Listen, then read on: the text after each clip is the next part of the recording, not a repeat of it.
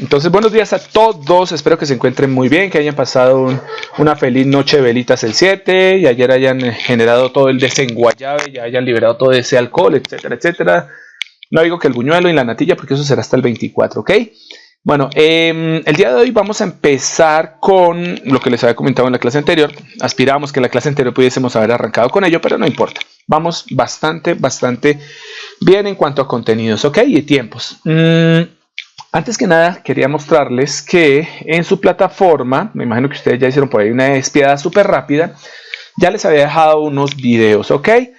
En la semana 5, estamos en la semana 7, pero pues tenemos un pequeño atraso por todos los permisos académicos y un montón de cosas que nos han dado. Pero para la, entre comillas, pestaña 5 que ustedes observan acá, aparte del video clase 8, les dejé un pequeño video, ¿ok? Es un video de Engineering Mindset, que se encarga pues de hablar directamente de lo que son los termopares, ¿ok? Bueno, al final del video hacen una especie como de comparativa con las RTDs, pero es bastante ilustrativo, me gusta bastante porque pues es muy gráfico. Voy a darle clic acá y ustedes pueden entrar directamente acá, ¿no? Hey there guys, Paul here. Cosa rara, ¿no? Está en inglés. Pero es bueno que empiecen a explotar un poco el inglés, porque como les comento, o les comentaba, la gran mayoría de información que nosotros, al menos en el caso de ingeniería, bueno, en el caso de cualquier ingeniería, pero en el caso de ingeniería electrónica, se consigue en este idioma, ¿listo? Se encuentran bases explicativas, se encuentran contenidos, se encuentran ejercicios, se encuentran problemas, se encuentran propuestas de solución desde el punto de vista del diseño. O sea, pues, hay un montón de cosas que uno puede llegar a navegar o, entre comillas, a naufragar a veces, en donde uno puede encontrar pues relativamente bastante información, ¿ok? Igualmente ocurre pues con los sistemas...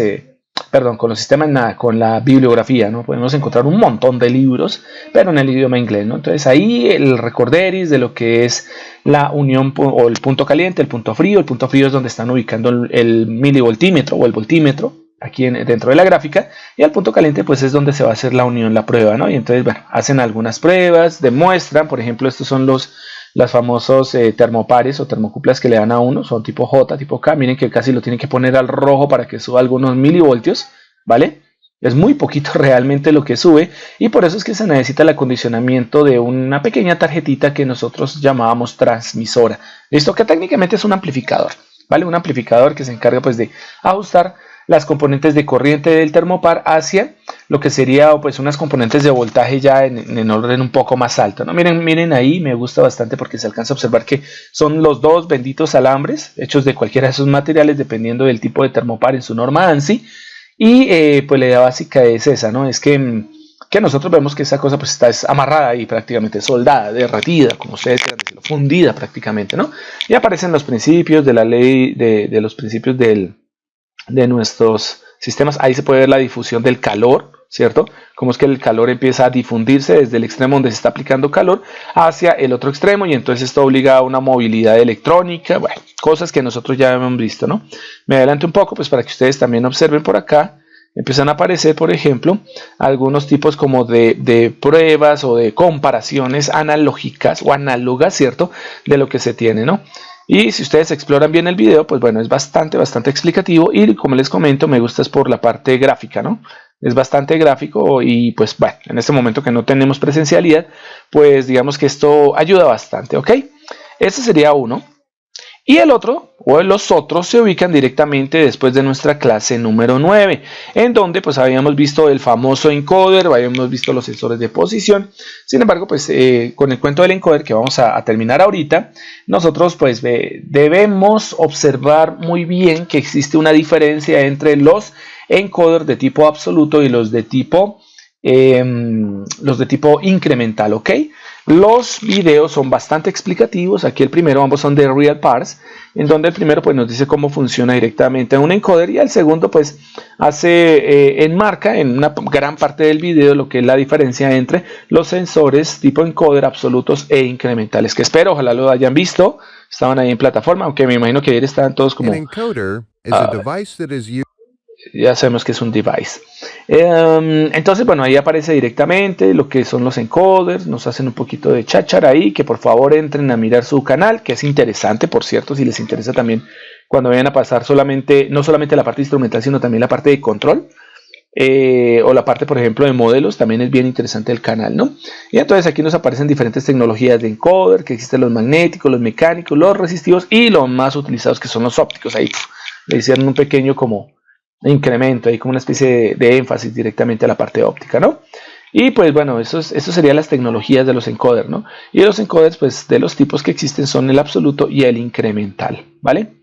Dentro de él, este es de tipo incremental y entonces, como lo habíamos visto la vez pasada, decíamos que lo que tenemos es un disco lleno de ranuras en donde estas ranuritas lo que van a hacer es que cuando gira el disco, como están observando, ¿cierto?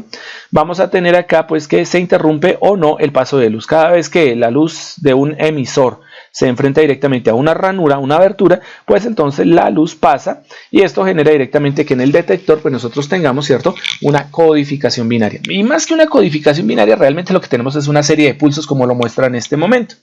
Ahí lo envían directamente a un PLC, pero bueno, se puede enviar a un microcontrolador. Observen muy bien que para el caso de los encoder incrementales, pues se utiliza muchísimo en control de servomecanismos. Se utiliza también para la medición de movimiento rotacional angular. Bueno, también se puede utilizar para movimiento traslacional y se utiliza pues para generar conteo, ¿no? Y bueno, aparecen algún tipo como de aplicaciones bien interesantes en donde este es un caso bien interesante en donde lo que se hace es poner directamente sobre un sistema, ¿cierto? Un encoder, ¿no? La idea ¿cuál es? La idea básica es que dependiendo de la velocidad de esta bomba, de este motor para la bomba que tenemos acá en este caso, pues nosotros podamos determinar la velocidad de la bomba y con la velocidad de esa bomba o del motor más bien, ¿cierto? Nosotros podamos determinar, por ejemplo, un flujo, podemos determinar, por ejemplo, un caudal, podemos determinar un nivel en los tanques, ¿no? En este caso, que es bien utilizado para posicionamiento, ahí pues se alcanza a observar un mecanismo de corte de una lámina, de una varilla, cualquiera, una aplicación industrial. Tenemos nuestra banda transportadora que lleva el material, lo desarrolla directamente aquí de un carrete. Y lo que vamos a tener que es, pues simplemente cada vez que nosotros determinemos una distancia, aquí dice que más o menos 2 metros, ¿cierto? A los 2 metros, cuando se determine eso, ese cambio de posición o ese movimiento de nuestra banda transportadora, pues baja aquí la cuchilla y corta la lámina o el metal, ¿no? Y entonces tenemos un control del mecanismo por medición directa del desplazamiento de la banda, ¿vale? Y aquí aparece directamente por conteo. Entonces tenemos un emisor o un conjunto de emisor-receptor.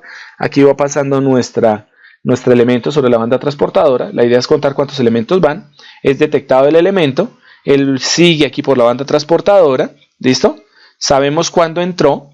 Y entonces lo que hacemos simplemente es determinar el tiempo que demora en llegar desde un punto de entrada hasta un punto de salida. Ya teniendo el tiempo, observen que uno ya sabía más o menos que a cierto tiempo tenemos que bajar aquí el sistema para poder realizar bueno, para tapar como tal el envase. ¿Listo? Y ya aquí pues determinamos la salida, ¿no? Y tenemos un conteo directamente de las unidades. Obvio que aquí están mostrando de una unidad en la simulación, en la animación más bien. Pero pues obviamente esto viene en una fila de botellas y esto es mucho más rápido. Entonces esto es súper rápido, ¿no? Aquí por ejemplo nos identifican que hubo un error, ¿cierto? Este error identificaba pues que bueno, que podía ocurrir alguna cosa, entre esas por ejemplo un error en el nivel del líquido, de pronto la botella pasaba vacía, de pronto no pasaba una botella, de pronto pasaba una botella rota. O sea, pueden ocurrir un montón de inconvenientes que pueden ser detectados con estos dispositivos, ¿no? Y entonces bueno, nos hacen la explicación completa aquí de la máquina, ¿cierto? De las alarmas. Esto es muy muy importante en instrumentación, tener en cuenta que mientras nosotros hacemos una medición y esta es correcta, sea cual sea el sensor, sea cual sea la máquina que estemos haciendo, sea cual sea el sistema de instrumentación que estemos diseñando, implementando, ¿cierto? Uno siempre debe estar pendiente del hecho de que si se presentan errores, ¿cierto? Nosotros debemos generar las alarmas correspondientes.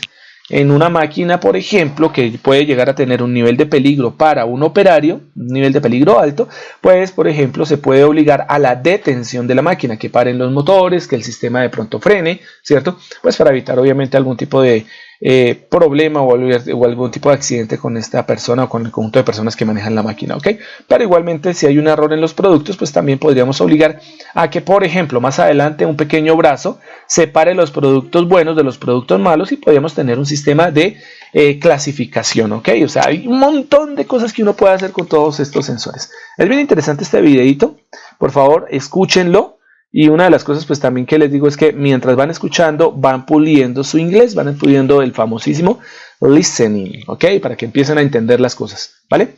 Y en este pues bueno, aparece lo que es la parte de los... A ver, entonces siempre aparecen con audio.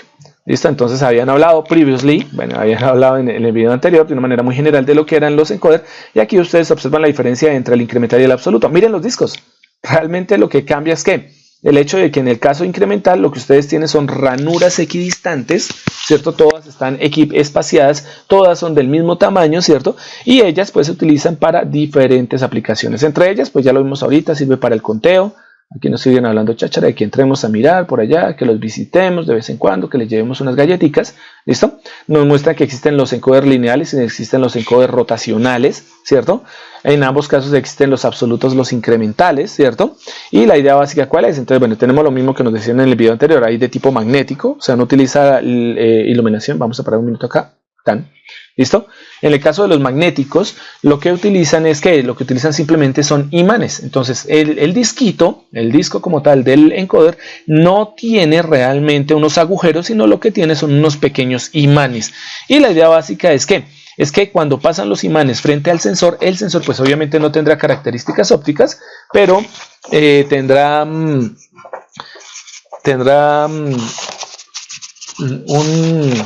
a ver cómo lo decimos, un sensor, bueno, un sensor magnético. Este sensor, que se conoce como el sensor de efecto Hall, H-A-L-L, es el que se encarga de determinar si hay o no hay imán. Sí, o uno puede también hacer un truco. En el disco puede pegar imanes consecutivos, uno con un polo norte, otro con polo sur, polo norte, polo sur. Y miren que eso tendría el mismo efecto, ¿cierto? De generar pues unos pulsos, ¿no? Al igual que en el caso óptico, ¿no? En el caso óptico ya lo vimos, se puede hacer por transmisión o se puede hacer por reflexión, ¿listo? En el caso de la señal lumínica. En el caso inductivo, pues bueno, ese es cuando nosotros tenemos, por ejemplo, vimos algo sobre las bobinas, en donde teníamos el fenómeno de autoinducción y teníamos el fenómeno de la reluctancia, ¿no? Entonces, ¿qué hacemos? Tenemos una pequeña bobina que está generando un campo magnético al aire, y cuando pasa un elemento frente a él, por ejemplo un elemento metálico, entonces cambia las líneas de flujo y obliga al cambio de la autoinductancia o de la reluctancia, y eso genera un pequeño pulso.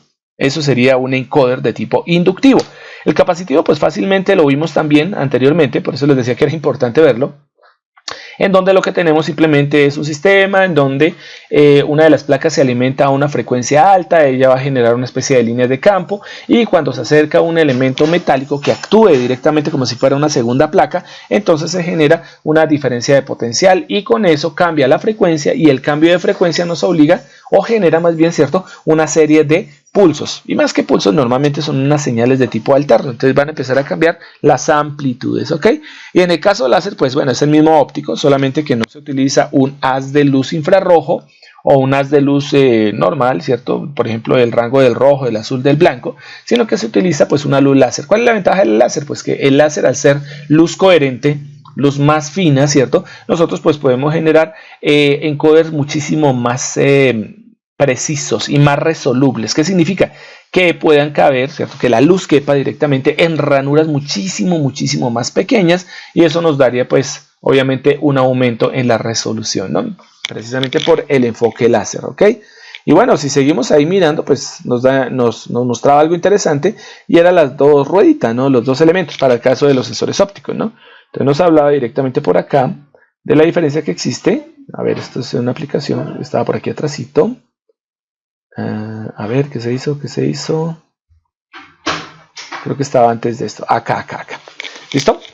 La diferencia entre el incremental y el absoluto pues está en que el incremental como tal se utiliza para la determinación de velocidad, posición, aceleración, ¿cierto? También para conteo. Mientras que el absoluto, observe que el disco está codificado. ¿Y qué significa codificado? Uno, no tiene, ¿cierto?, una sola pista, o en el borde no tenemos solamente un solo borde con ranura, sino que tenemos como 3 secciones de ranura, ¿listo? O sea, venimos desde la parte exterior del disco hacia la parte interior, formando 3 pistas diferentes, en donde ustedes observan que las divisiones de la pista exterior con respecto a la pista media, con respecto a la pista interior, son diferentes. Esto genera una ventaja, ¿no? Y es que cuando no un haz de luz, sino 3 haces de luz, o un haz de luz que se divide entre las 3 ranuras del disco, es decir, que se deja bastante amplia, excita, en el buen sentido de la palabra excitar, excita 3 sensores, de tal manera que cada sensor se encargará de cada pista, en el caso del sistema absoluto, ¿no? Entonces, si nos vamos a ver el absoluto, bueno, por aquí hay unas aplicaciones. Entonces, esto es lo que aparece, miren, una codificación binaria. Miren que aquí ya no tengo ya no tengo un emisor, un receptor, sino tengo 3 emisores, 3 receptores, de tal manera que yo ya tengo un código binario. No tengo una serie de pulsos 1, 0, 1, 0 constantes, sino que yo voy a tener 3 canales diferentes, y en estos 3 canales diferentes me va a aparecer una codificación binaria dependiendo de los haces de luz que pasen a través de este sistema. ¿Y esto para qué sirve? Para hacer codificación y para hacer medición, ¿cierto? Con alta precisión de posición. Esa es la diferencia entre el absoluto y el incremental. El absoluto nos genera, ¿cierto?, esa codificación binaria que nos permite determinar posición con bastante exactitud. Mientras que en el incremental, pues la posición tiene que ser manipulada un poco para poder determinarla, ¿no? O sea, es un poco más difícil, pero es muy buena, por ejemplo, para determinar velocidad. En este caso es muy buena, y creo que su única aplicación es solamente la de posición. Si le damos play aquí, se van a dar cuenta cuando pasen los rayos de luz, y mírenlos bien. Entonces, bueno, empieza, ¿sí lo ven? Entonces ahí, por ejemplo, pasaron los 3, salen 3 unos, salen 3 ceros, después solamente pasó un 1, después pasó el otro 1, después pasaron 2 unos. Miren ahora el 1 donde está, y empieza a hacer una especie de conteo binario. Ahí está, 0, 0, 0, 1, 0, 1, 0, 0, 1, 1, 1, 0, 0, seguiría 1, 0, 1, 1, 1, 0 y 1, 1, 1. ¿Listo? Y ahí están las aplicaciones. Mírenlas, quería llegar a ese punto. Medición de posición angular o lineal, ¿cierto? Y en el otro, pues, distancia, velocidad y posición lineal también. ¿Ok? O angular, depende. Bueno, y es interesante, vean el video o los videos, porque pues ahí les explican muchísimas cosas, sobre todo por el hecho de que estamos utilizando pues animaciones, ¿no? Y en las animaciones es mucho más fácil entender la situación. Bien, nos vamos acá, este es el de ustedes de hoy. Y vamos a empezar hoy con unos sensores bien interesantes. También son muy utilizados. Bueno, lo repito, desde el punto de vista de lo que dice el Plan Académico Educativo de Electrónica, nos dice que todos estos sensores son industriales. Pero nosotros sabemos que no solamente las aplicaciones tienden a ser a la industria, sino que cualquier tipo de aplicación en donde nosotros necesitemos determinar los valores o hacer la medida de un conjunto de elementos, de fenómenos, de variables, ¿cierto? Lo podemos hacer directamente con los sensores. Uno podría decir, pero es que los encoders solo sirven para mover máquinas. Pues no, porque ustedes lo pueden utilizar en robótica. Perfectamente lo pueden utilizar en un pequeño robot. Lo pueden utilizar en una mesa CNC, ¿no? En una mesa de control numérico. Ustedes lo pueden utilizar en una mesa, por ejemplo, estas famosas impresoras de 3D, las que se utilizan para crear figuritas en 3D. Lo pueden utilizar para impresora en 2D. Lo pueden utilizar para hacer el rastreo de un documento. O sea, es que la cantidad de aplicaciones que nosotros, los ingenieros electrónicos, le podemos dar a los sensores es infinita desde el punto de vista de que conozcamos qué tipo de problema queremos solucionar o qué tipo de sistema queremos diseñar, ¿ok? Entonces, no solamente es industrial, sino que se puede utilizar para diferentes aplicaciones, ¿ok? Bien, en este caso, aquí vamos a volver a hablar y decir que esto no es solamente, acá ahora sí, en el caso de estos sensores no solamente es para su uso industrial, sino lo podemos utilizar para diferentes aplicaciones, ¿ok? Aquí la medición de fuerza, y algo muy importante es que recordemos, ¿cierto? El peso es fuerza, ¿cierto? Aplicada directamente, ¿sí? Y esta fuerza aplicada directamente es sobre un área, ¿ok? Entonces, cuando nosotros hablamos de la fuerza aplicada por unidad de área, estamos hablando por defecto de una presión. Estos sensores que tenemos acá, aunque normalmente le dicen sensores de peso, técnicamente se pueden utilizar como sensores de fuerza, sensores de presión o sensores, ahora sí, de peso. ¿Listo? De fuerza, peso o presión, ¿ok? ¿Y de qué depende eso? Pues fácil, porque es que en los 3 casos, la fuerza, la presión, ¿cierto? Y el peso, pues terminan siendo ¿qué?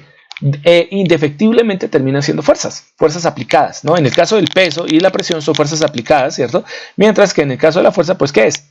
Pues es simplemente un fenómeno externo aplicado directamente o puesto directamente sobre nuestro sensor, ¿ok?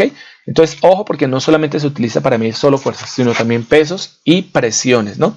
Y en defecto, de una manera digamos, adaptada, nosotros también podríamos medir, por ejemplo, masa. Y uno dice, ¿cómo así que masa? O sea, esto puede medir masa, claro. Si ustedes pueden medir el peso de un sistema y conocen su densidad, saben ustedes que pueden determinar el volumen. Y con el volumen ustedes pueden llegar directamente a la masa, ¿no? O, bueno, en el caso que ustedes conozcan el volumen y conozcan la fuerza aplicada, pueden llegar a la densidad.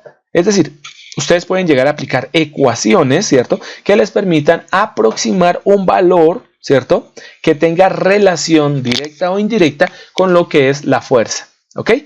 Por lo tanto, en la parte industrial y en muchas aplicaciones, ¿listo?, la fuerza es muy, muy importante. Por ejemplo, en el caso en que nosotros queramos generar una fuerza sobre, o una presión, ya llamémoslo así, una presión sobre, no sé, un frasco, me estoy inventando en este momento que estoy viendo un frasco frente a mí, en donde yo quiera, por ejemplo, marcar la tapa. La tapa es metálica, el frasco es en vidrio o en plástico, ¿cierto?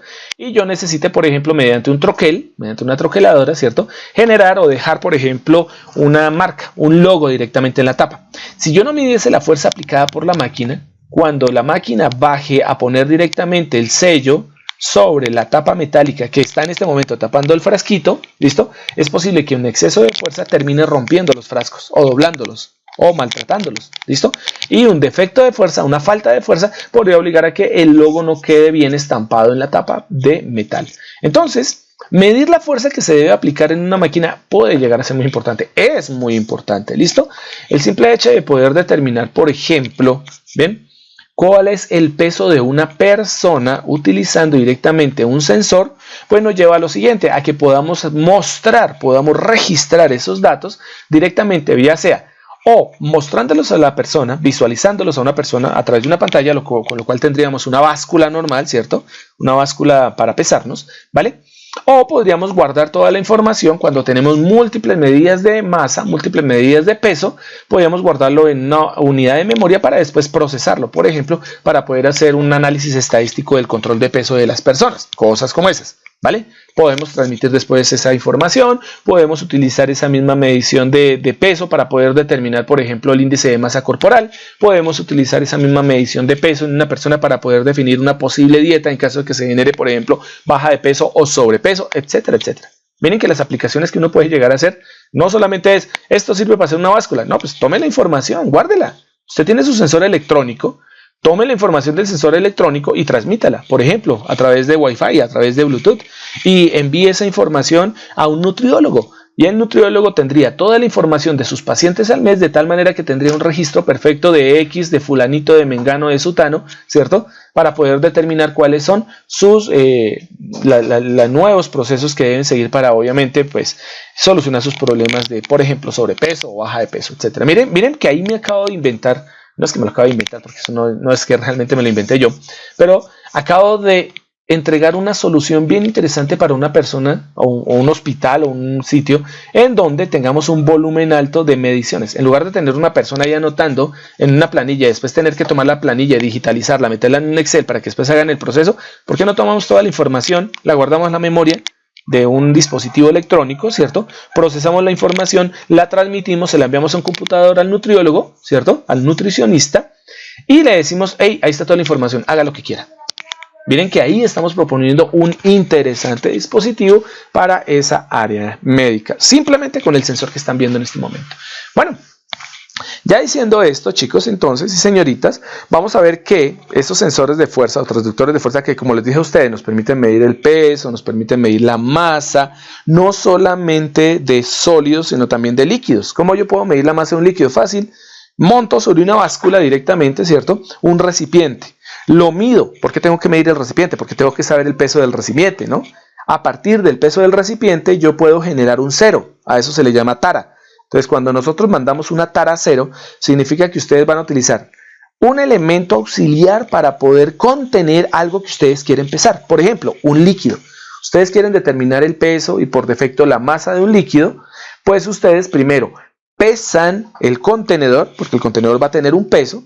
Cuando ya su sistema haga la medición del peso del contenedor, entonces un dispositivo electrónico manda a cero la unidad. ¿Qué significa mandar a cero la unidad? Manda a cero la visualización, es decir, quita el peso de nuestro contenedor.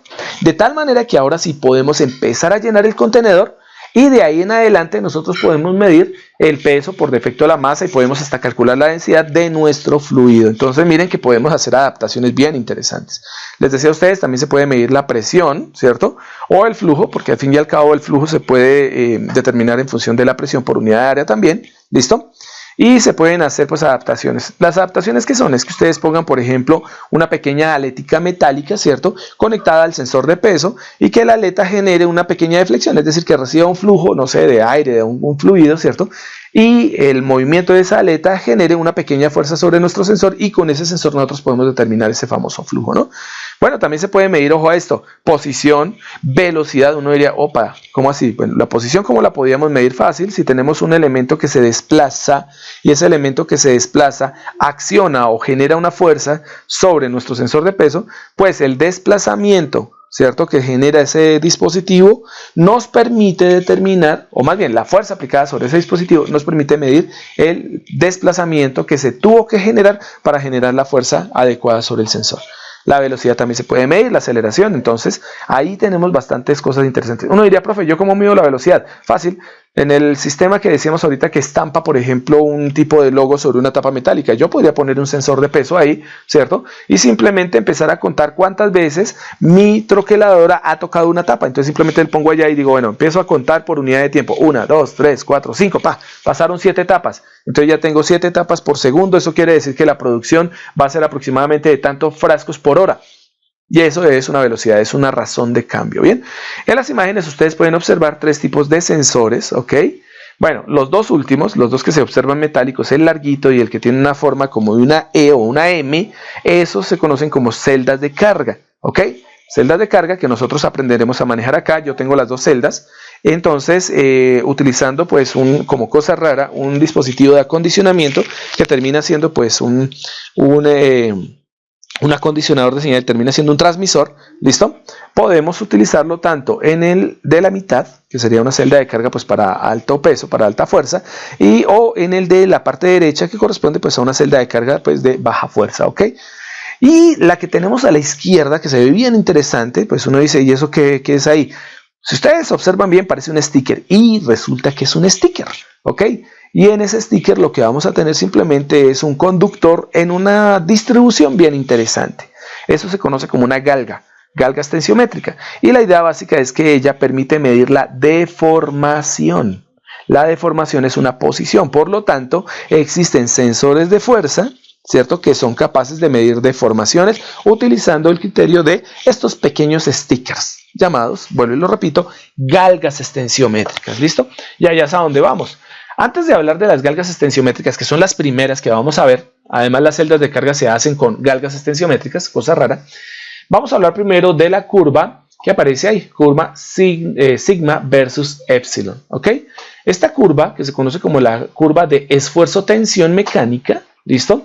Es una curva que es bien importante, porque resulta que es la que define la resistencia, pero a su vez define también la elasticidad y plasticidad de los materiales, ¿ok? ¿Qué significa esto? Cuando ustedes toman un material, ¿cierto?, y le aplican una fuerza a ese material, dependiendo de las características de ese material, vamos a tener una deformación.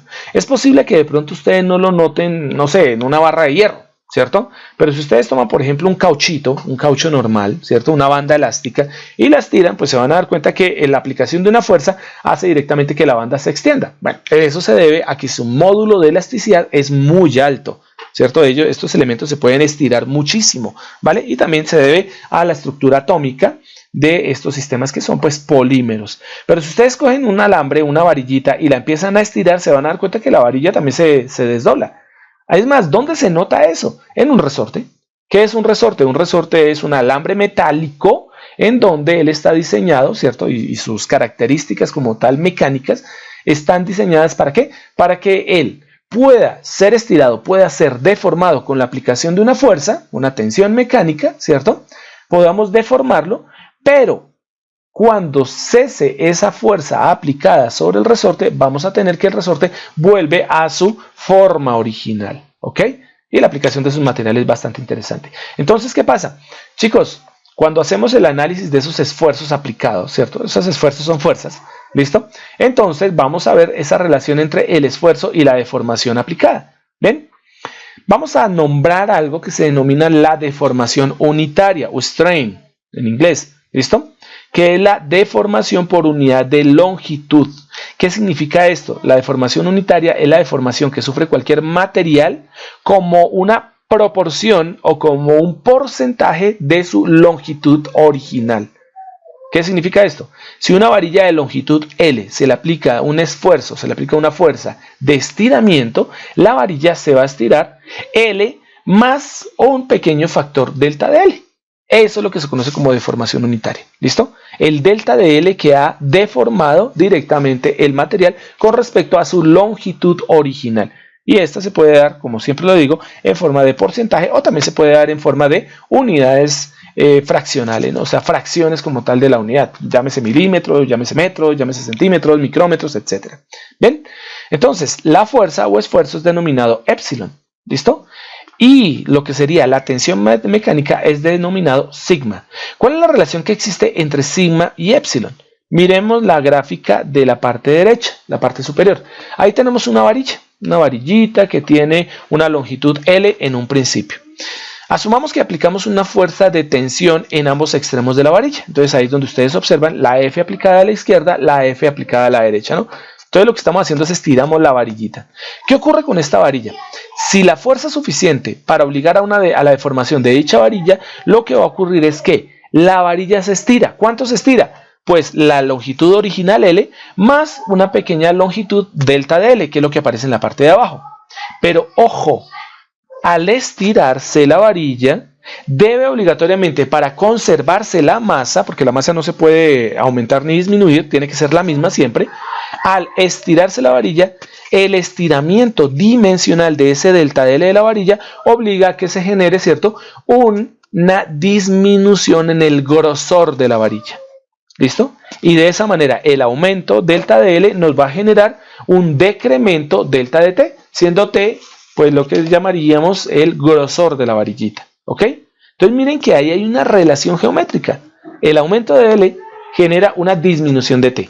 El aumento de la longitud de la varilla debido a la fuerza aplicada genera una disminución, ¿cierto?, de nuestro ancho o de lo que sería el grosor de nuestro alambre. Lo mismo va a ocurrir con lámina, lo mismo va a ocurrir con cualquier tipo de material. ¿De qué depende esa fuerza? Depende del tipo de material. Si es fácil o no estirarlo, si es fácil o no deformarlo, pues nosotros vamos a tener sistemas que son altamente elásticos, sistemas que son muy bajamente elásticos. En la naturaleza todo tiene cierto nivel de elasticidad. Bien, las ecuaciones que ustedes observan en la parte de abajo nos muestran lo siguiente. El esfuerzo, ¿cierto?, o fuerza, ¿cierto?, es igual a ese cambio de longitud delta de L con respecto a la longitud original. Eso es la deformación unitaria, la primera ecuación que ustedes están viendo, ¿cierto? La deformación unitaria E va a ser igual a las pequeñas variaciones en longitud de la varilla que está en la parte superior con respecto a la longitud original de la varilla. ¿Listo? Y esto, pues, como les decía ahorita, como dice ahí el contenido, pues es una deformación unitaria, es decir, es una deformación de tipo fraccional, ¿vale? El esfuerzo, sigma, ¿cierto? O la tensión, perdón, la tensión mecánica sigma, se define directamente como la fuerza aplicada sobre una unidad de área, sobre un área específica. Miren que cuando hablamos de la tensión mecánica, estamos hablando por defecto de una presión, fuerza sobre área. ¿Listo? Fuerza sobre área es un tipo de presión. Entonces, bien, teniendo en cuenta eso, bueno, hay una cosa que se me olvidó anotar aquí en la parte, en la parte del contenido. Para la mayoría de los metales, ¿por qué no hablamos de polímeros? Seguramente no necesitamos hablar mucho de polímeros, necesitamos más los metales que son conductores eléctricos. Para la mayoría de los metales, ¿cierto?, esa fuerza o ese esfuerzo, epsilon, es menor de 0.005 metros por metro de deformación. Ahí es donde aparece el delta de L sobre L o de L sobre L, ¿cierto? 0.005 metros por cada metro del material de metal, ¿cierto?, va a ser la deformación. Eso significa que el esfuerzo como tal de deformación va a ser aproximadamente de 5 milímetros por cada metro. en un metal. Eso sería la deformación. Que si ustedes observan ese valor, es un valor extremadamente pequeño. Por lo tanto, las deformaciones en metales, ¿cierto?, no son tomadas en forma de deformaciones, sino de microdeformaciones. Ese micro epsilon que aparece ahí, ¿cierto?, mu epsilon que aparece al final, indica microdeformación. Y ahí es donde aparece algo interesante. Espera. ¿Qué es lo que está queriendo decir, ingeniero? Si ustedes van a utilizar un metal para crear un sensor, en este caso la famosa galga, ustedes no pueden tomar ese pedazo de metal y estirarlo como quieran. No, porque se va a romper. Es un hilito delgadito, ustedes le aplican fuerza. Si le aplican demasiada fuerza y lo estiran demasiado, pues el metal se va a dañar. Se va a estirar y obviamente pues mi sensor hecho con este metal se va a dañar. Entonces la idea básica, ¿cuál es? Es obligar a que se generen unas deformaciones chiquiticas, muy pequeñas, unas micro deformaciones, de tal manera que el metal no se dañe, que el sensor no se dañe, no se deforme, ¿cierto? Y nosotros podamos de alguna forma determinar cuál fue el valor de dicha micro deformación, probablemente utilizando el concepto de la resistencia eléctrica. ¿Ven? Y aquí es donde aparece la curva. Miren la relación ahora sí. La ecuación nos dice, mire, la tensión mecánica sigma termina siendo igual a, termina siendo proporcional primero a el esfuerzo aplicado. La deformación es proporcional al esfuerzo aplicado. Claro, entre más esfuerzo, más deformación. Entre menos esfuerzo, menos deformación. ¿Qué es lo que hace que sean iguales? Que exista una constante de proporcionalidad, que es esa E mayúscula que ustedes ven en la ecuación, ¿listo? Que se conoce como el módulo de Young. El módulo de Young es el que nos define cuál es la proporcionalidad existente entre el esfuerzo aplicado a un material y su deformación epsilon. Y eso pues nos da una recta. Mírenlo, si nosotros tomamos que ese E mayúscula, ese módulo de Young es constante, pues sigma igual a E por epsilon, pues termina siendo lo mismo que decir Y igual a M por X. Entonces diría uno, ok, la relación entre el esfuerzo y la tensión mecánica pues termina siendo lineal. Eso es cierto hasta cierto nivel, ¿listo? Por lo tanto, ustedes observen esa región. Esta ecuación, sigma igual a módulo de Young E multiplicado por el epsilon, por la deformación, solo es aplicado en una región que se conoce como la región elástica o zona elástica. Miren en la curva que tienen en la parte superior y observen que ahí es donde se puede observar esa linealidad. ¿Listo? Nos aparece una línea recta en donde la ecuación sigma igual a E por epsilon aplica. ¿Vale? Ok. ¿Qué es lo que pasa entonces en la parte superior después de que se rompe esa linealidad? Cuando un material es elástico, cumple con el criterio de elasticidad que se ve en la parte de abajo. Pero una vez un esfuerzo o una fuerza aplicada a dicho material supera los niveles máximos o permisibles para que se genere dicha deformación, el material pasa de una región, que es la región elástica, a una región que se llama la región plástica, que es la región que está en la parte superior, caracterizada por esas curvitas que están en la parte de arriba, donde dice yield point y donde dice ultimate strength. ¿Listo? ¿Qué es lo que ocurre? Cuando se llega al máximo que puede aguantar un material, para el caso de nosotros vamos a hablar de los metales, pero eso aplica para cualquier material. Cuando llegamos al esfuerzo máximo que podemos aplicar a un material, en donde el material pasa de su región elástica a su región plástica, podemos garantizar que por encima de ese valor, el sistema, el material, ¿cierto?, se va a deformar. Pero cuando quitemos el esfuerzo, el material no va a volver a recuperar su estado original, porque se ha deformado a tal punto, ¿cierto?, que su estructura atómica ya no puede volver otra vez a estar como al principio, a mantenerse como estaba en un principio. Y entonces tenemos la ruptura completa de nuestro sistema. Bueno, el material se estira, después se deforma completamente, empiezan a aparecer unos puntos máximos, unos yield point, y tendremos que el último de los yield point se conoce como la máxima fuerza aplicable antes de que el material se rompa. Y es donde aparece el punto de ruptura. Si ustedes cogen por ejemplo, un resorte, ustedes pueden aplicar un resorte, una fuerza a ese resorte de estiramiento. Si ustedes van aplicando fuerza, van aumentando la fuerza, se dan cuenta que el resorte empieza a estirarse. ¿Ven?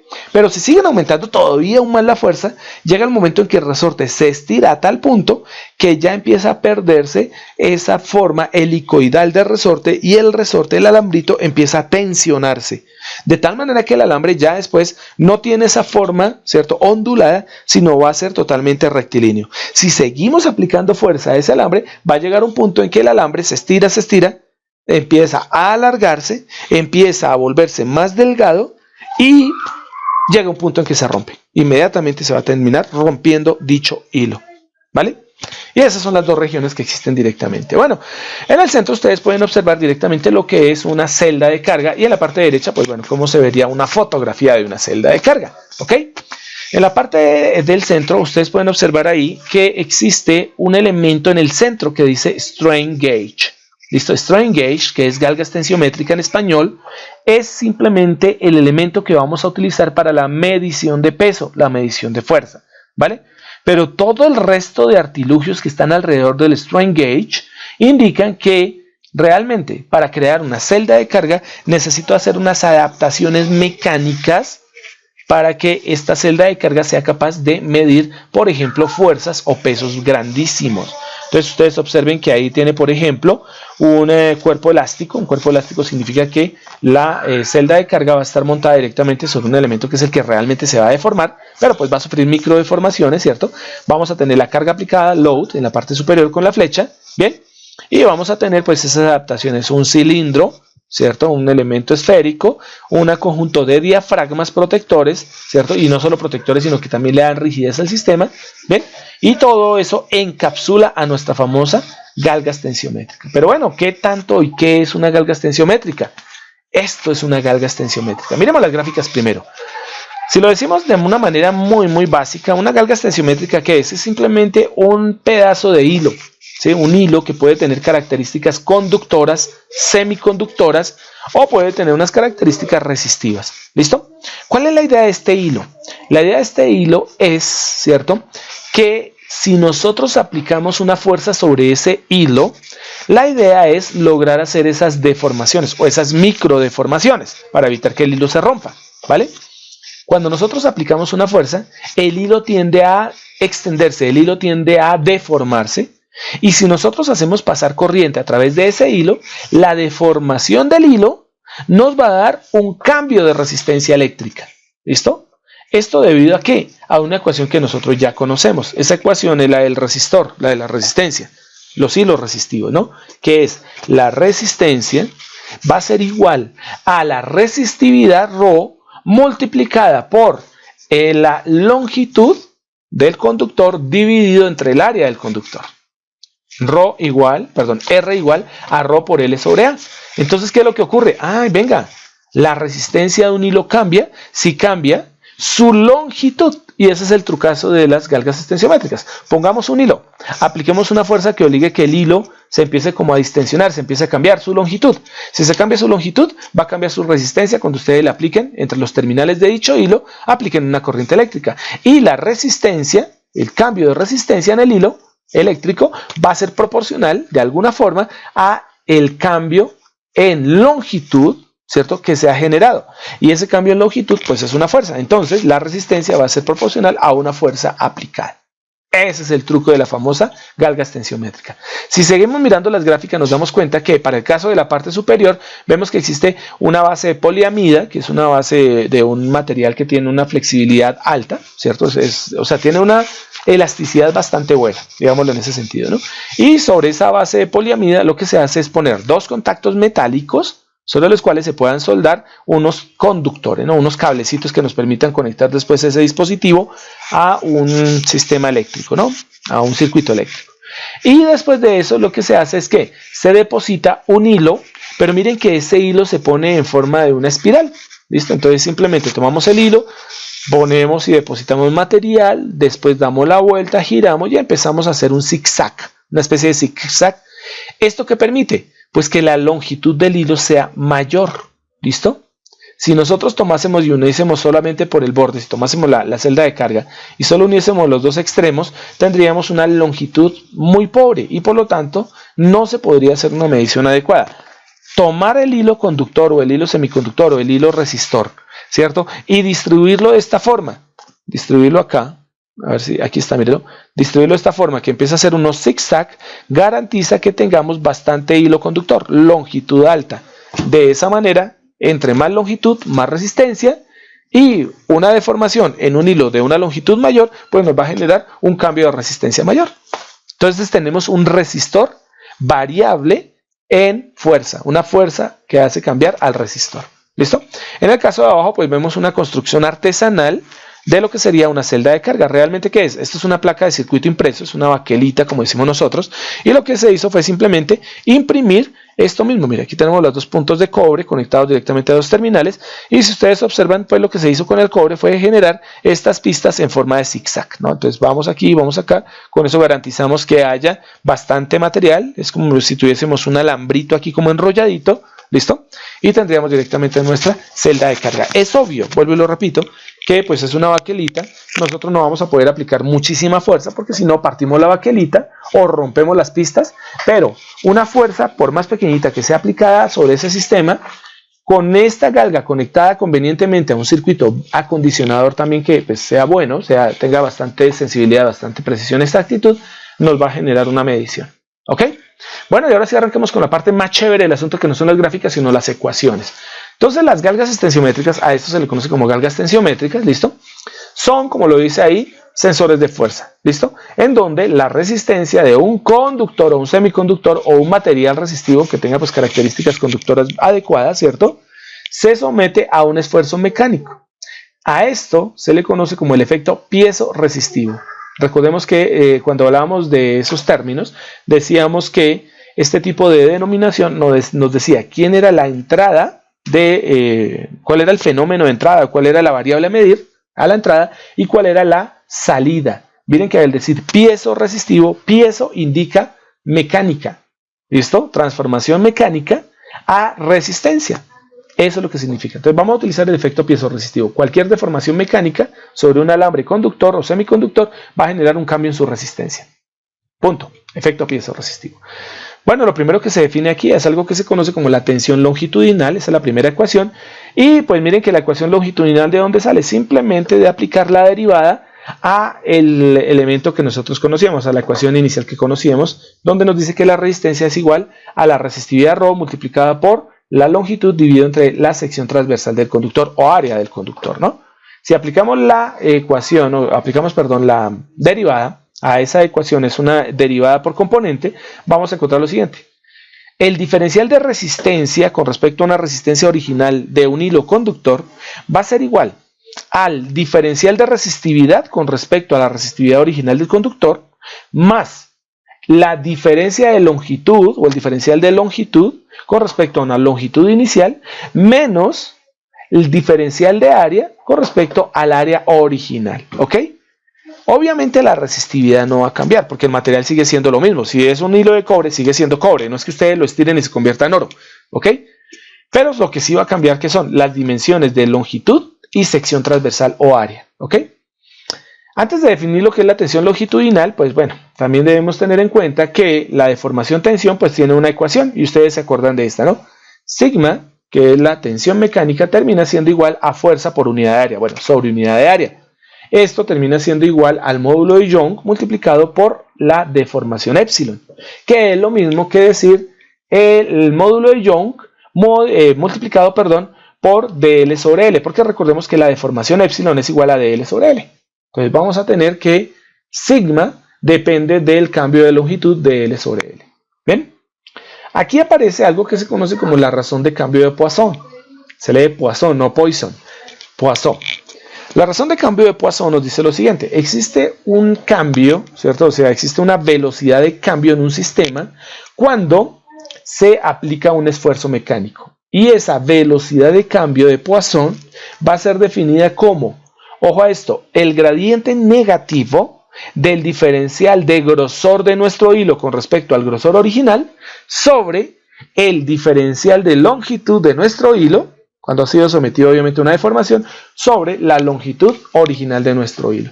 Miren que ese cambio de Poisson es bien interesante porque dice V, la razón de cambio de Poisson, V, va a ser igual a menos dt sobre t, que corresponde al grosor, ¿listo? Al diferencial de grosor, sobre dl sobre L. ¿Pero quién es dl sobre L? dl sobre L es el esfuerzo, epsilon. Entonces nosotros podemos llegar a determinar epsilon por terminando o obteniendo ese dl sobre L, ¿ok? Normalmente para los materiales que se utilicen para fabricar galgas extensiométricas, dependiendo del material, el módulo o razón de cambio de Poisson está entre 0 y 0.5, Ojo que el módulo o razón de cambio de Poisson no puede ser 0, por eso dice 0 menor que, no menor o igual. ¿Ok? Nunca podrá ser 0. Si es 0, pues obviamente quiere decir que el material no se deforma. Punto. ¿Ven?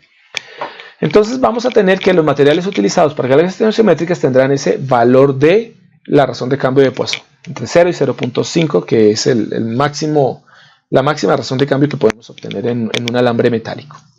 Bueno, existen cambios cuando utilizamos alambres circulares, cuando utilizamos alambres en forma cilíndrica, nosotros podemos determinar, pues ya que conocemos cuál es su forma y podemos conocer cuál es el volumen de un cilindro es igual al área de su base multiplicada por la altura del cilindro, o sea, es bien fácil de determinar el volumen y por ende la masa y por ende la densidad si conocemos el tipo de material.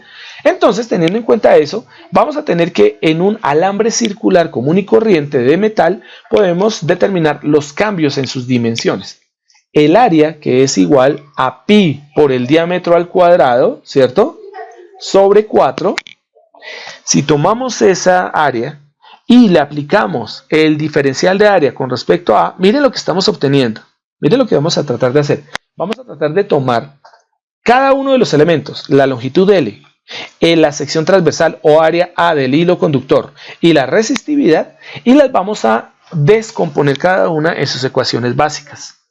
Obviamente aplicamos las derivadas y lo que vamos a hacer es reemplazar todo en la primera ecuación de tensión longitudinal. Es para poder encontrar cuál es la relación que existe entre el cambio de resistencia que vamos a determinar en una galga estensiométrica con respecto a la modificación de sus parámetros estructurales, ¿no? Entonces miren que ya vamos a tomar el área en un hilo circular es igual a pi por el diámetro cuadrado sobre 4. ¿Listo? Por lo tanto, el diferencial de área con respecto al área original A va a ser igual a ¿qué? Simplemente tomen pi por d cuadrado sobre 4 y aplíquenle directamente la derivada, ¿no? Entonces, al aplicar la derivada, ¿ven? Nosotros tenemos directamente ¿qué? Que dA sobre A va a ser igual a 2 veces la derivada del diámetro con respecto al diámetro original. ¿Listo? Y si ustedes son bien observadores, se dan cuenta, de acuerdo al módulo de Poisson, simplemente despejen el módulo de Poisson. ¿Listo? Y con el módulo de Poisson ustedes llegan y determinan lo siguiente, que el diferencial de área sobre el área original o el área inicial va a ser igual a menos 2 veces, ¿cierto? El módulo o razón de cambio de Poisson multiplicado por dL sobre L. ¿Pero quién es dL sobre L? Pues dL sobre L es el esfuerzo epsilon. Entonces mire que estamos ajustando las ecuaciones para reemplazarlas en la tensión longitudinal donde aparece directamente R, ¿no? La resistencia R. Bueno, ya tenemos que dL sobre L es epsilon. Ya tenemos que el área de A sobre A termina siendo menos 2 veces, ¿cierto? La razón de cambio de Poisson por el epsilon. Ahora nos faltaría determinar el efecto piezo-resistivo. ¡Ojo! Ya determinamos dL sobre L, ya determinamos dA sobre A, nos falta determinar dρ sobre ρ. Y ahí aparece una ecuación bien interesante, y es la que aparece ahí, que se conoce como la ecuación del efecto piezo-resistivo. dρ sobre ρ, es decir, el diferencial de resistividad con respecto a la resistividad original de un material, termina siendo igual a una constante C multiplicado por el diferencial de volumen por el diferencial de volumen del sistema cuando se le aplica un esfuerzo sobre el volumen original. ¿Listo? De tal manera que existe una condición que se conoce como esa condición C o ese módulo C. El módulo C o la razón de proporción C va a estar entre 1.13 y 1.15. Ese valor, ¿de dónde se calcula? Se calcula en laboratorio. Obviamente nosotros no podemos llegar a calcular ese valor. Se necesitan hacer unos experimentos bien especiales sobre diferentes materiales para poder determinar ese rango de 1.13 a 1.15. Entonces miren que ya tenemos cuál es el valor de dρ sobre ρ. Es C por dB sobre B. ¿Ven? Si tomamos esos tres elementos, el efecto piezo-resistivo de dρ sobre ρ, el cambio en el área de A sobre A y la razón de cambio en deformación-tensión de L sobre L y lo reemplazamos en la primera ecuación que es la de tensión longitudinal, pues vamos a tener la ecuación del material isotrópico. ¿Bien? ¿Qué significa eso isotrópico? Que cuando se aplica un esfuerzo él tiene, ¿cierto?, una proporción o tiene una razón proporcional de cambio dimensional. ¿Ok? Eso lo que significa también es que el material conserva como tal su masa. Entonces tenemos que en el material isotrópico, entonces definitivamente tenemos que dr sobre r va a ser proporcional al cambio de L sobre L, factor de 1 más 2 veces la razón de cambio de Poisson, más la constante piezoresistiva C, factor de 1 menos 2 veces la razón de cambio de Poisson.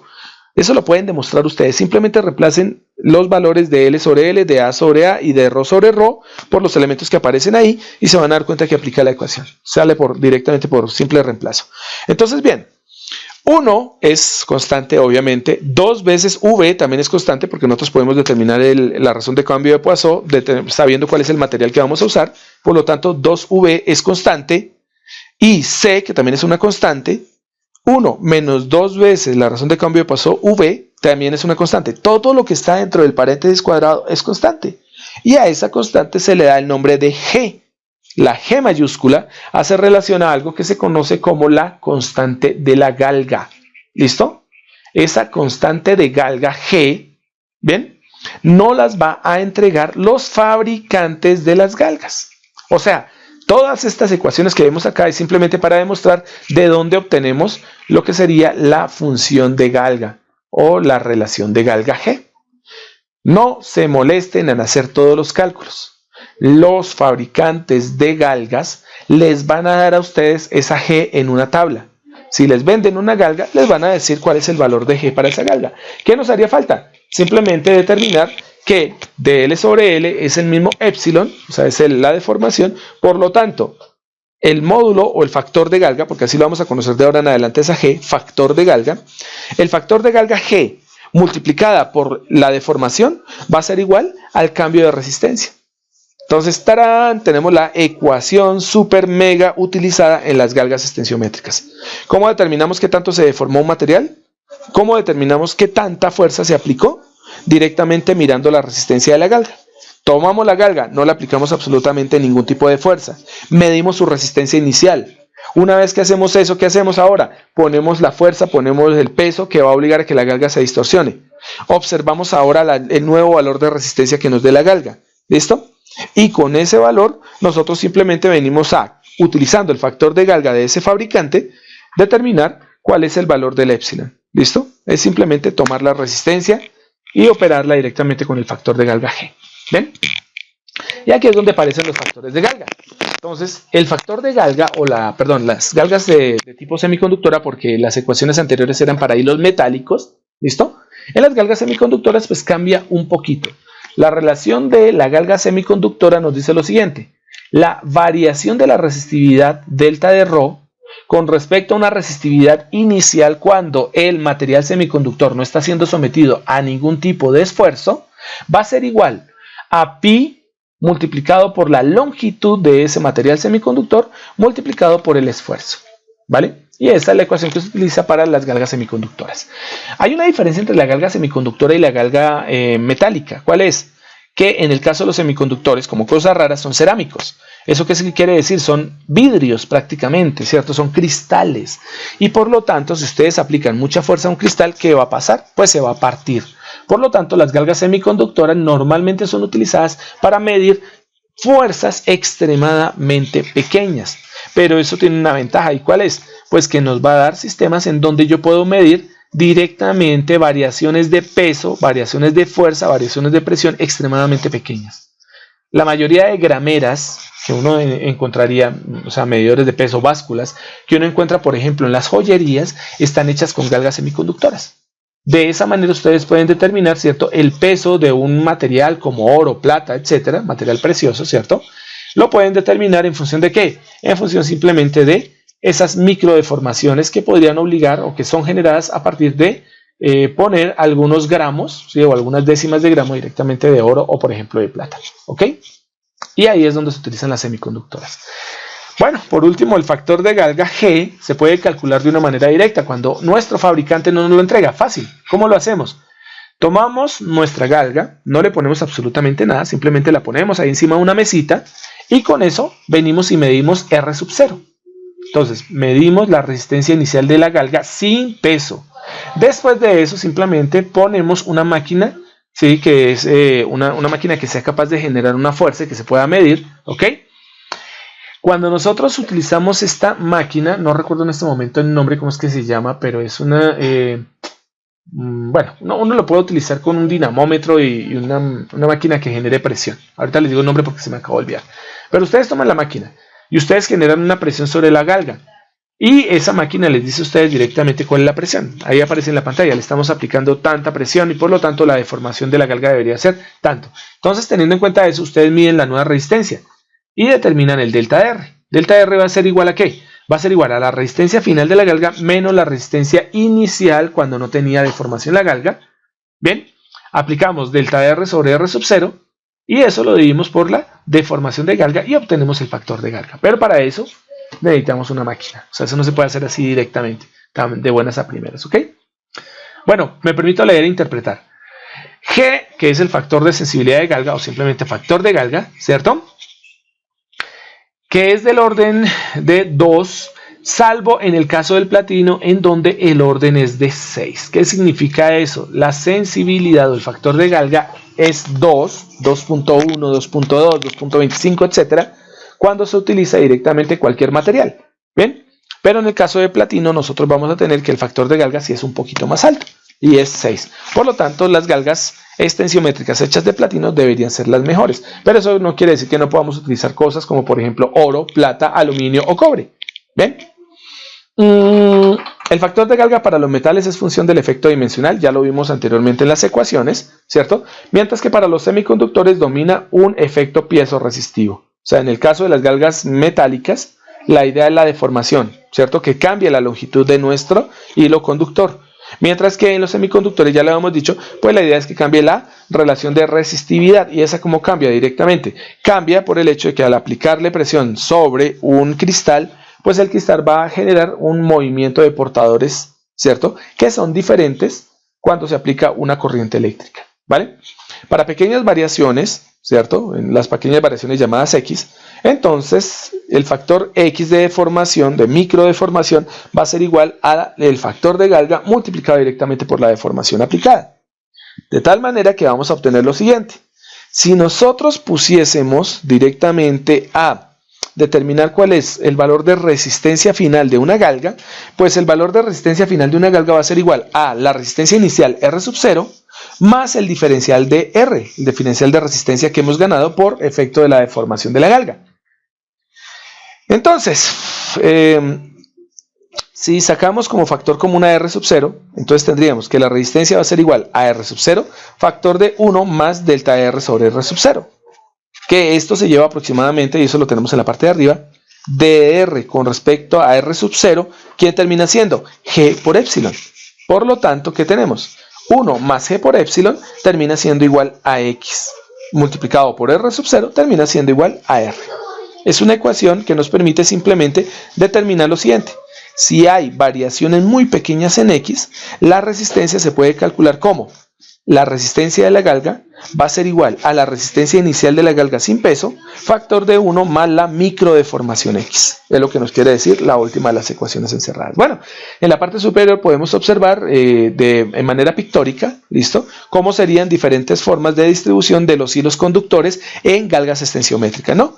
Podemos ver que hay uno que es bastante amplio, solamente tiene como 3 oscilaciones, la primera grafiquita, la segunda ya parece más bien como un peine, ¿listo? En donde lo que vamos a tener, ¿qué es? Vamos a tener zonas en donde el hilo va a tener pues mayor grosor y pues vamos a tener un hilo muy delgadito, formando pues digamos una especie de zigzag muchísimo más denso, ¿no? Que es lo que podemos observar en la parte superior.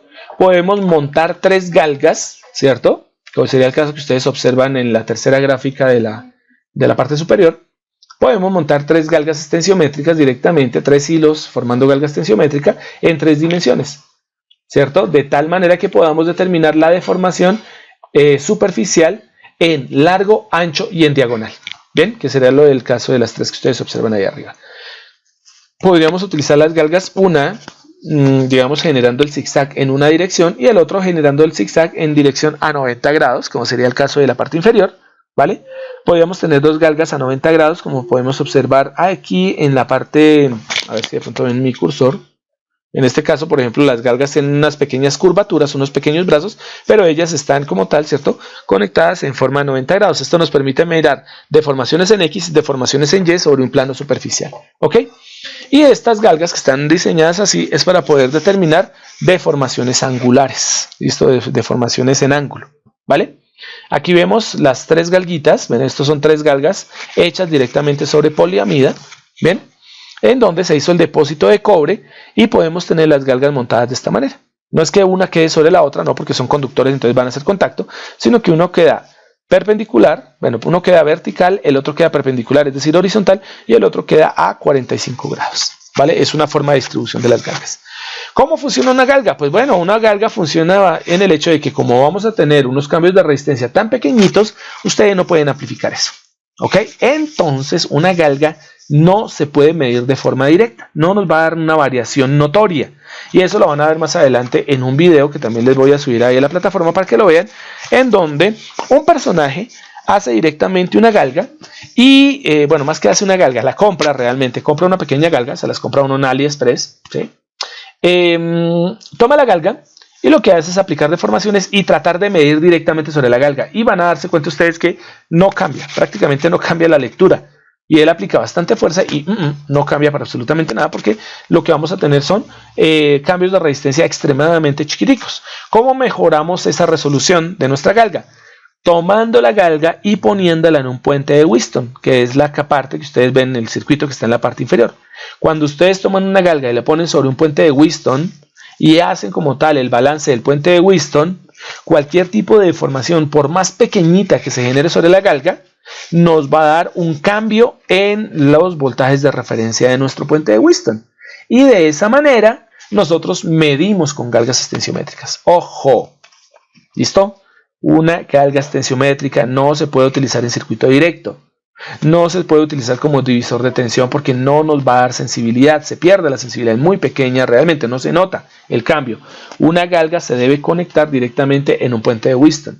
Si queremos tener un equilibrio en peso, una comparativa en peso, en el puente de Wheatstone no necesariamente tendría que poner una galga. Yo podría poner en las ramas del puente de Wheatstone una galga, podría poner dos galgas, podría poner tres galgas, o podría poner que todo el puente de Wheatstone fuera de solo galgas. Es decir, R1, R2 y R3 para el circuito que ustedes ven ahí, perfectamente podrían ser galgas también. ¿Y por qué no? Si todas son resistencias. Y entonces en ese caso podríamos hacer algo que se conoce como balanceo del puente, utilizando solo galgas extensiométricas, ¿vale? Bien, y ahora sí aparecen las celdas de carga, que son mucho más funcionales. ¿Cuál es la ventaja de una celda de carga? Y de por sí, ¿qué es una celda de carga? Miren, muchachos, una celda de carga es una estructura metálica que tiene cierta forma, está diseñada para que se generen deformaciones controladas, deformaciones o microdeformaciones controladas. ¿Qué hace que la celda de carga mida? Fácil, que le pegan galgas extensiométricas. Una celda de carga es simplemente una estructura metálica a la cual se le adicionan unas galgas extensiométricas. Bien, quiero que miren la gráfica de la parte inferior derecha. En la parte inferior derecha, donde estoy señalando aquí con el cursor, ustedes observan la estructura metálica, es como una especie de barra con un agujero raro en el centro, ¿listo? Y ustedes observan en la parte superior estas dos pequeñas manchitas. Esas dos pequeñas manchitas que se observan ahí son galgas extensiométricas pegadas directamente sobre el cuerpo de esa estructura metálica. Una celda de carga utiliza directamente una estructura metálica. ¿Para qué? Para que con aplicación de una cantidad de fuerza grande, esta se distribuya en forma de una microdeformación sobre su cuerpo metálico, ¿bien? Y esa microdeformación sea capturada por una galga extensiométrica. Dos galgas extensiométricas, 3, 4 galgas extensiométricas, depende de cuántas galgas quiera meterle uno, ¿ok? Uno pues inteligentemente, ¿cuántas mete? Dos por defecto, ¿no? Una mirando a 90 grados, ¿cierto? Y la otra mirando sobre el cuerpo, longitudinalmente, sobre el cuerpo de nuestro elemento metálico, sobre nuestra base metálica, ¿ok? Y de esa manera yo podría tener deformaciones tanto en X como en Y. Entonces, bien, voy a leer ahí y vamos interpretando. Para facilitar la medida de fuerzas utilizando galgas extensiométricas, o sea, es que las galgas no son así como muy buenas que digamos, la solución más sencilla es utilizar las celdas de carga, que ya son adaptaciones hechas de galgas extensiométricas sobre estas estructuras que les comento. ¿Bien? Bueno, células de carga a mí no me gusta porque suena muy raro, pero pues en inglés se dice load cells, por lo tanto cell se traduce también como célula. Es la misma cosa supuestamente, ¿no? Yo prefiero celda de carga. Se está diseñando para la medida de fuerzas, obvio, si va a utilizar galgas que miden fuerzas, pues una celda de carga que usa galgas se utiliza para fuerzas. Es una tontería, ¿no? Consiste en un soporte elástico, bueno, elástico es semielástico porque es más bien como rígido, es un metal. Consiste en un soporte elástico metálico con galgas extensiométricas, generalmente 4 sobre un puente de Wheatstone. O sea, ¿qué se hace? Se colocan las galgas y se conectan como si fuesen puente de Wheatstone. Lo que les comentaba ahorita. Un puente de Wheatstone es un puente de 4 resistencias. Pues, ¿qué van a hacer ahora? Pues van a poner 4 galgas, como las galgas son resistivas, o conductoras resistivas, ¿cierto? Las conectamos de tal manera que extraemos sus terminales y con las 4 celdas de carga conectadas con las 4 galgas extensiométricas conectadas sobre la celda de carga, yo genero un puente de Wheatstone sobre la celda de carga. Ese es el trucazo de una celda de carga. Poner varias galgas extensiométricas, ¿no? La especificación más importante de la celda de carga, porque tengo célula ahí, bueno, es la salida referente a la fuente de alimentación, output. ¿Qué significa eso? Que nosotros vamos a referenciar cuál es la sensibilidad de nuestra galga. Se expresa en milivoltios sobre voltio. Miren que hay una relación de milivoltios sobre voltio. Si ustedes se acuerdan ahorita, eso tiene mucho que ver con la microdeformación, ¿no? ¿Se acuerdan que microdeformación es qué? Es delta de L sobre L. Esa es la deformación. Entonces aquí tenemos una especie de delta de B sobre B.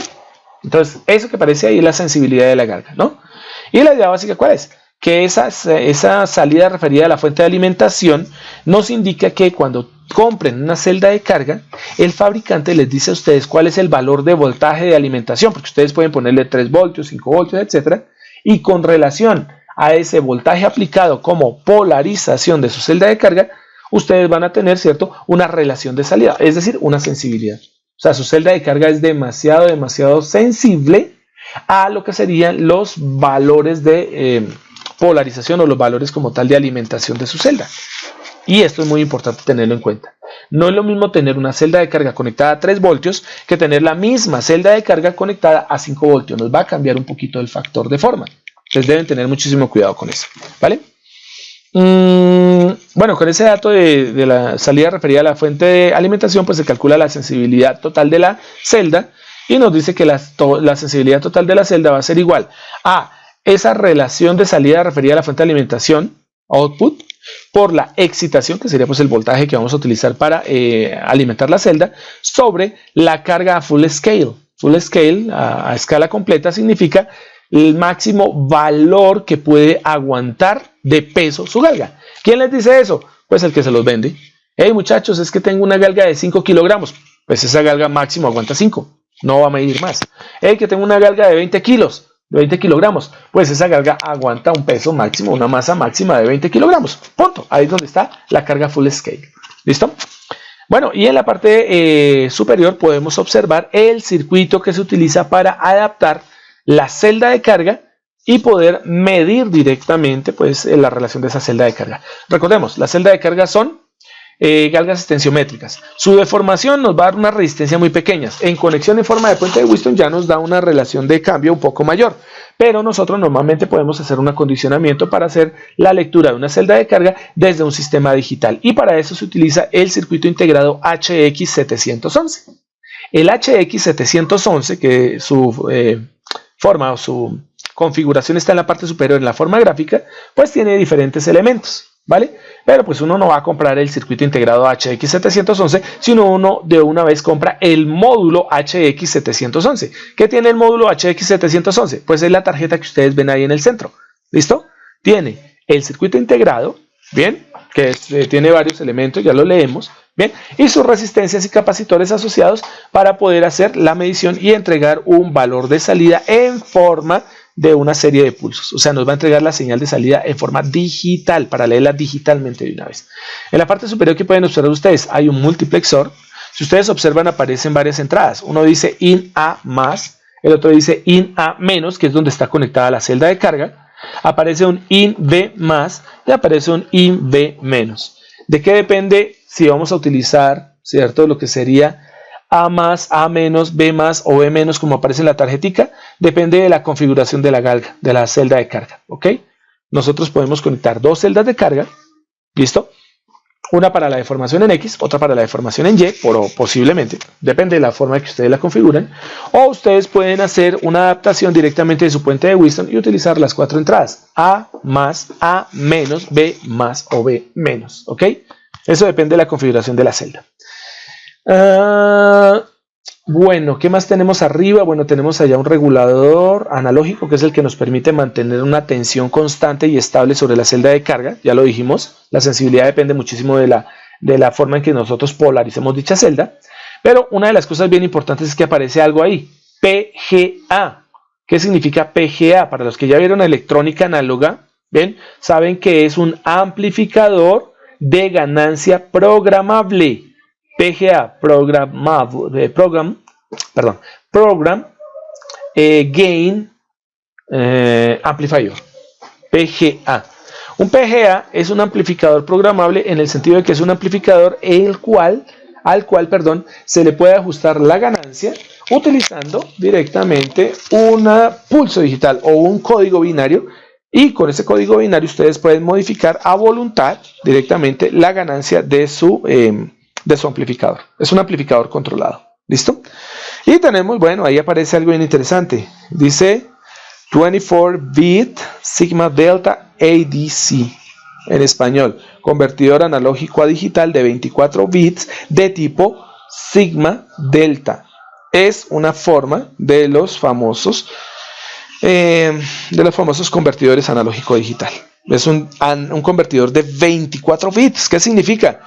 Que si tenemos 24 bits y la polarización es de 5, imagínense la cantidad de datos o el tipo como tal de elementos que nosotros podemos llegar a determinar, de variaciones que podemos llegar a determinar en una celda de carga, ¿no? Bueno, eso es calculable, ¿no? Permítame 5 segunditos. Vamos a tomar aquí algo. A ver, ya los atiendo. A ver, un momento que estoy haciendo un cálculo aquí. A ver, vámonos aquí, la hacemos aquí por fuerita. Es un convertidor de 24 bits, ¿no? Donde tengo lápiz, ya lo encontré. Ok. ¿Cuál puede ser el valor mínimo de voltaje que es capaz de capturar, ¿cierto? Este HX711. Si tiene un convertidor de 24 bits, entonces nosotros podemos encontrar directamente lo que sería la relación del mínimo valor, ¿cierto? La resolución, a eso lo llamamos resolución dinámica. La resolución. Qué asqueroso esta cosa. A ver, la resolución del HX711. ¿Cómo lo calculamos? Supongamos que alimentamos, vamos solo a suponer que nosotros estamos alimentando nuestro HX711 y nuestra celda de carga la estamos alimentando a 5 voltios. Por lo tanto, tendríamos aquí 5 voltios. Y la cantidad de pasos en los que se puede dividir esos 5 voltios de la celda de carga es 2 a la 24, que correspondería al conversor de 24 bits. ¿Ok? Entonces, 5 voltios, a ver, 2 a la 24 nos daría 16.777.216 según mi calculadora. 5 voltios dividido 16.777.216 valores diferentes binarios, combinaciones binarias. Por lo tanto, tendríamos 5 dividido 16.777.216. ¿Listo? Aproximadamente, esto sería aproximadamente 0,3, ¿cierto? Por 10 a la menos 6 voltios. El 10 a la menos 6 saben ustedes que es micro. Eso significa que aproximadamente este sistema es capaz de determinar 0,3, ¿cierto? Microvoltios. ¿Qué significa eso? Que su celda de carga, ¿cierto? Es capaz de determinar cada cambio en ese puente de Wheatstone de 0,3 microvoltios. Miren que cuando estamos hablando de microdeformaciones en una galga extensiométrica, en una celda de carga, el hecho de poder obtener 0,3 microvoltios indica que definitivamente para poder obtener semejante valor tan pequeño de voltaje de cambio a la entrada, pues estamos hablando que eso solo se logra con una microdeformación. ¿Ok? Entonces miremos que tiene una resolución extremadamente alta. Por eso el uso del convertidor de 24 bits. Bien. Vamos por este ladito. Y bueno, ahí está la tarjetita. Y esa tarjetita hace maravillas porque ustedes pueden determinar décimas o hasta centésimas de gramo en un sistema en donde ustedes puedan obviamente adaptar bastante bien este elemento, este cuerpo de la celda de carga. ¿Ok? Bueno, y bueno, ahí tenemos un montón de elementos, el oscilador interno, etcétera, etcétera, pero pues saben ustedes, el HX11 pues debe ser controlado digitalmente por un microcontrolador, por lo tanto, no es que nosotros cogemos la tarjetica, la adaptamos a la celda de carga y sacamos los datos como si nada, no, necesitamos un programa.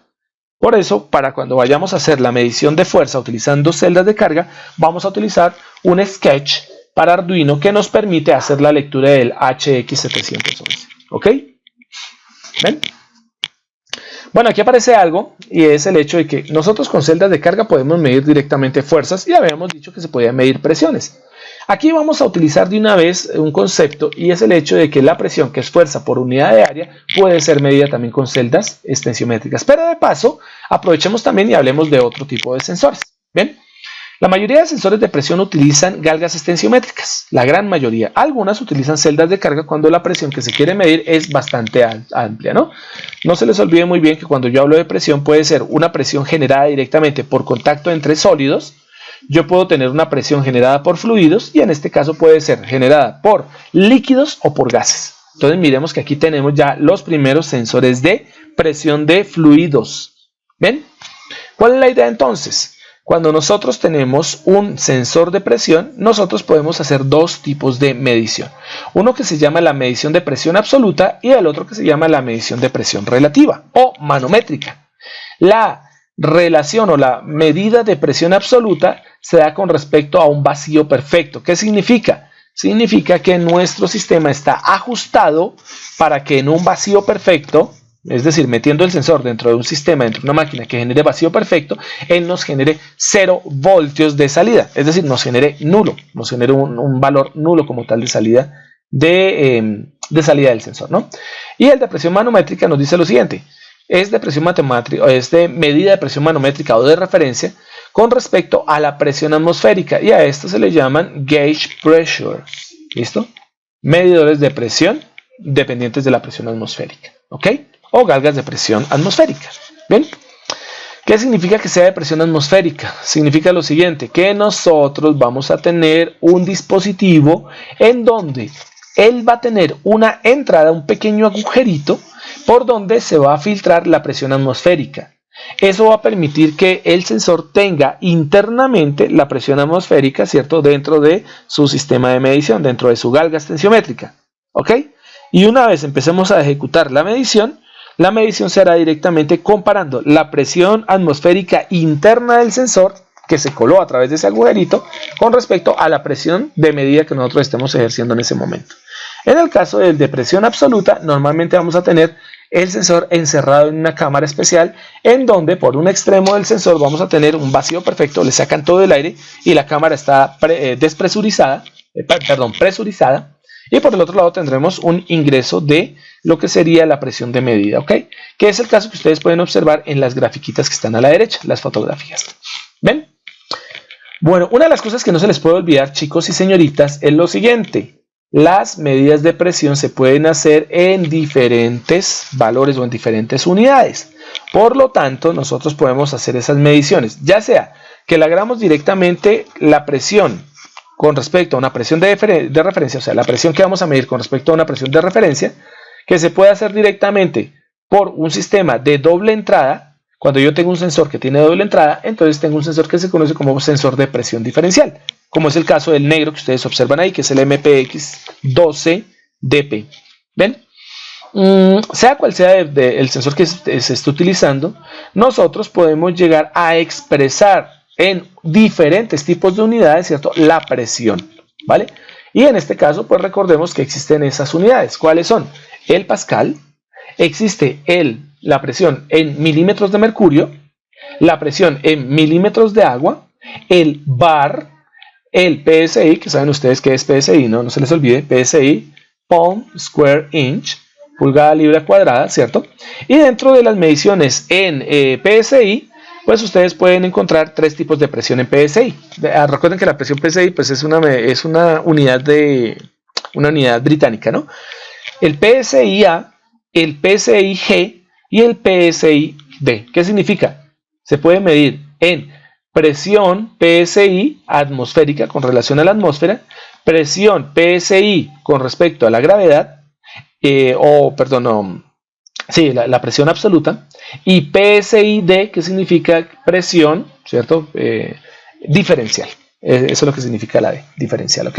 Y bueno, lo que ustedes observan ahí, que es la tabla de conversiones. Si yo quiero pasar de bares a megapascales, si quiero pasar de megapascales a kilogramos centímetro cuadrado, que es una unidad del sistema métrico internacional, si quiero pasar de PSI a milímetros de mercurio, etcétera, etcétera. Bueno, ¿dónde se utiliza ese término de milímetros de agua y milímetros de mercurio? En medicina. Se utiliza muchísimo, muchísimo. Por presión de agua o se puede utilizar por presión de mercurio. ¿Listo?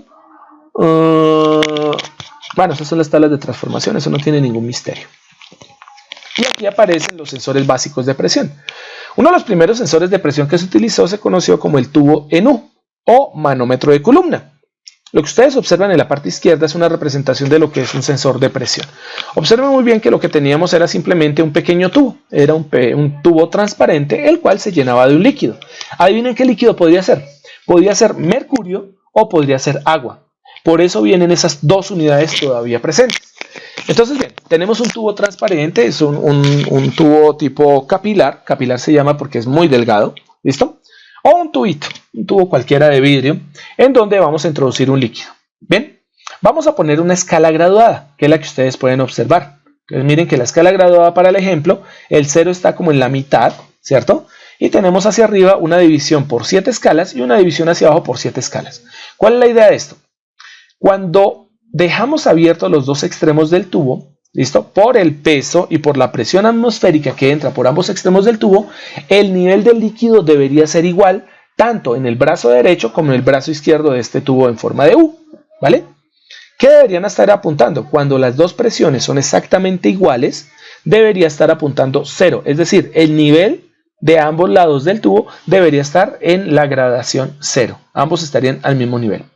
Si nosotros generamos una diferencia de presiones en uno de los extremos del tubo, lo que vamos a tener es que la presión mayor va a empujar el líquido hacia el otro extremo del tubo, que sería el caso de la flecha amarilla que está al lado izquierdo. Aumentamos la presión al lado izquierdo, el líquido se desaloja, es decir, se pierde, se quita directamente, se desplaza de la parte izquierda del tubo en U hacia la parte derecha del tubo en U. ¿Qué genera esto? Una variación en la altura del nivel del líquido, ¿vale? Lo que se pierda en la parte izquierda va obviamente a ganarse en la parte derecha. ¿Qué se tiene que hacer ahí? Simplemente medir hasta dónde llegó la columna. ¿Bien? En la parte derecha medimos completamente la columna. Observen que la altura se mide desde el nivel menor hasta el nivel mayor, ¿no? Se hace esa medición y eso será dado en milímetros. La escala que está graduada ahí está en orden de milímetros. Y de acuerdo a esa altura, ustedes dirán cuántos milímetros del líquido están en ese momento presentes y esa será la presión. De ahí se hereda directamente lo que es la presión en forma de... ¿En forma de qué? En forma de columna. Bueno, cuando se utiliza mercurio, saben ustedes que hay un pequeño inconveniente y es que el mercurio es bastante sensible a la temperatura. Entonces vamos a tener un problema de expansibilidad. ¿Ven? Entonces el mercurio se utiliza para ciertas condiciones de temperatura. Cuando esas condiciones de temperatura no se pueden mantener, entonces es preferible utilizar agua. Y ahí es donde aparece la división entre milímetros de mercurio y milímetros de agua, ¿vale? Y en la parte derecha, pues bueno, ustedes pueden observar ahí la grafiquita de lo que sería uno de estos sensores de presión, un manómetro. Realmente es un manómetro, ¿listo? El delta de presión va a ser igual a la presión original o presión inicial menos la presión de referencia. La presión original o presión de medida P menos la presión de referencia P sub ref termina siendo igual a ρ por G por H, donde ρ es la densidad del fluido que está dentro del tubo, ¿cierto? De nuestro tubo. G es la gravedad y H termina siendo pues la altura o el desnivel como tal que generan los dos extremos del tubo, ¿no? Esta es una ecuación bien interesante porque es la ecuación de Torricelli, ¿no? Es la ecuación de presión hidrostática. Bien. Bueno, y por último, los sensores elásticos primarios que se pueden llegar a utilizar para sensores de presión están los siguientes. ¿Qué elemento elástico se puede utilizar? Existen dos tipos. Uno, utilizar un tubo de Bourdon. Recuerde que un tubo de Bourdon es simplemente un tubo metálico o un tubo que tiene ciertas características elásticas en donde ese tubo pues se llena de un líquido y la idea básica es que el tubo va a estar doblado. Cuando ustedes generan presión dentro del líquido, dentro del tubo, el tubo se desdobla y pues si nosotros le ponemos algún tipo de indicador a ese tubito, pues vamos a observar cómo un cursor se desplaza directamente sobre una escala graduada. Esa es una forma de hacer un manómetro. Entonces se pone un tubo de Bourdon más un medidor de desplazamiento. O podemos tener el criterio de utilizar un diafragma. Un diafragma es simplemente una pequeña lámina de un material que se dobla, que tiene cierta flexibilidad. ¿Listo? Y en donde el diafragma pues va a estar conectado a algún tipo de medidor de deformación. Ojo, o medidor de desplazamiento para el tubo de Bourdon o medidor de deformación para el diafragma. ¿Ok? No son el mismo. ¿Qué se puede utilizar como medidor de desplazamiento cuando se anexa un tubo de Bourdon para hacer un medidor manométrico? Podemos utilizar un potenciómetro normalito, podemos utilizar un transformador diferencial lineal variable, LVDT, podemos utilizar transductores inductivos, por ejemplo un transductor de autoinductancia, uno de reluctancia, o podemos utilizar encoder, y en este caso no necesariamente óptico, puede ser cualquier tipo de encoder, ¿vale? Cuando utilizamos el criterio del diafragma y el medidor de deformación, entonces podemos tener uno por deformación central, es decir, que el diafragma se doble en su centro. Es una lámina que está amarrada a los extremos, pero que su centro sí se puede deformar por la aplicación de una presión, ¿vale? Si se hace por deformación central, entonces se pueden utilizar potenciómetros, LVDTs, transductores inductivos o galgas extensiométricas. Bien, se puede hacer por deformación global del diafragma, o sea que se deforme todo el diafragma completamente y no solamente su centro. Y ahí, ¿qué se debería poner como medidor de deformación? Un medidor de reluctancia variable, o sea, uno inductivo, un transductor capacitivo o un transductor piezoeléctrico. En este caso sería una galga de semiconductor, ¿no? Y cuando se hace por deformación local, es decir, que solamente un pedacito del diafragma se va a deformar, entonces podemos utilizar galgas depositadas, significa galgas hechas directamente sobre el diafragma, se montan sobre el diafragma, galgas pegadas en forma de stickers, ¿listo? O galgas fundidas y es que se hacen directamente, o sea, que se meten directamente dentro del material del diafragma, ¿ok? Bueno, y bueno, ya por tiempo, 9:43, veremos más adelante lo que son los de membrana, los de diafragma. Mire, este es el diafragma que les decía a ustedes. El diafragma es una pequeña membrana, es una lámina metálica en donde simplemente sus extremos se fijan directamente en una estructura rígida, ¿bien? Y este diafragma pues es tan delgadito que cuando se genera una presión, entonces esta lámina se dobla hacia arriba o hacia abajo dependiendo de la presión que se genere. En este caso es de presión absoluta, por lo tanto aquí por el lado de arriba se recibe por ejemplo aire, se inyecta aire aquí, se llena esta cámara que estoy indicando acá en este momento con aire y la cantidad de aire que genere, la presión de aire va a obligar a que este diafragma se doble hacia abajo, ¿vale? Y ese es el truco de los diafragmas. Simplemente obligar a que el diafragma se doble en un sentido o en el otro, ¿vale? Hablaremos directamente del defuelle y para el defuelle les voy a dejar un video que ustedes van a observar que es bien interesante sobre el tubo de Bourdon, para que ustedes vean cómo es que se dobla, se desdobla. Creo que ya les había mostrado el video en algún momento, pero se los voy a volver a dejar. Bueno, después hablaremos del sensor de presión tipo Bourdon, ¿vale? Hablaremos de piezo resistivos y terminaríamos con esta parte, pues ya nos hace falta un poquitín para terminar esta sección. Bueno, no sé si ustedes tengan preguntas, cuestionamientos, inquietudes, solicitudes, etc, etc.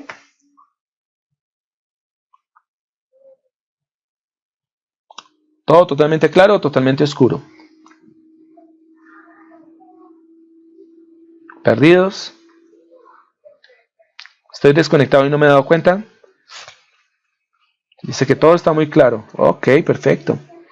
Para este fin de semana, ok, Angelo. Para este fin de semana les voy a entregar sus notas, voy a subir las notas con algunas precisiones que se tuvieron que hacer directamente sobre el parcial que ya aplicamos. No se les olvide que la próxima semana tenemos el otro parcial y en el otro parcial pues entraría hasta los sensores de presión, ¿ok? Fuerza-presión, que será lo que vamos a terminar la próxima semana el martes, ¿ok? Para que estén muy pendientes, no se les olvide, la otra semana está el segundo examen, por favor estudien, porque tiene que ver con los sensores que hemos visto al momento. ¿Eso qué significa? Sensores de temperatura, sensores de posición Recuerden que dentro de los sensores de posición hay una tarea que ojalá la hayan hecho, o que si no la han hecho, por favor la hagan, porque es posible que salgan preguntas sobre eso. ¿Qué es el inducto-sin? ¿Qué es el resolver? ¿Y qué es el famoso síncro, no? Perdón. Y nada, pues simplemente recordarles que tenemos ese parcial y que pues bueno, el parcial tiene todo que ver con respecto a eso. Ah, bueno, y meter la parte de los sensores de... ¿Los sensores de qué? Los sensores de fuerza-presión, que es lo que estamos viendo hasta ahora, ¿ok? El fin de semana voy a terminar ya de ensamblar los videos. ¿Los videos qué son? Son videos en donde yo hago unas experiencias, unas pequeñas prácticas, unas mini prácticas en video. Y yo monto algunos ejercicios. Son unos ejercicios que van a ir referenciados hacia unos posibles laboratorios que vamos a hacer el próximo semestre cuando retornemos, ¿vale?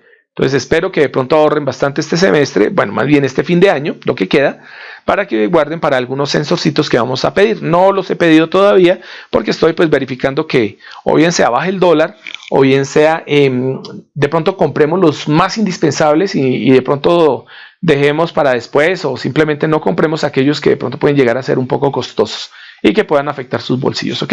Pero pues estas prácticas que vamos a hacer en video o estos pequeños ejemplos, estas demostraciones, los vamos a replicar el próximo semestre en el laboratorio para que no les vaya a quedar ahí como por fuera digamos, la parte práctica o la parte pues manual, la parte experimental, ¿ok? Y bueno, vamos a detener aquí la grabación.